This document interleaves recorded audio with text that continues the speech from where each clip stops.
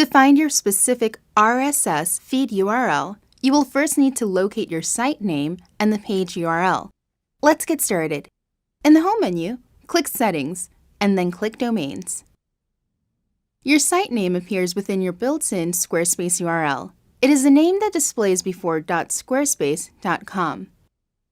To locate your page URL, return to the Home menu and click Pages.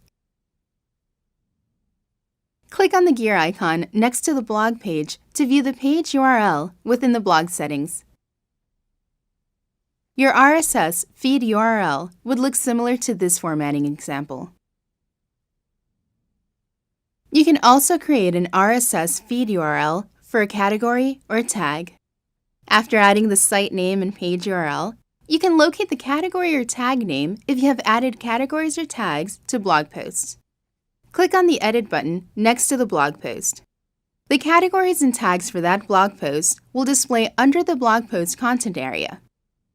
You can then create an RSS feed URL using those tags or categories.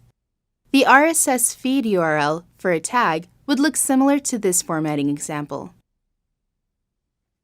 The RSS feed URL for a category would look similar to this formatting example. Let us know if you have any further questions. We're always here to help.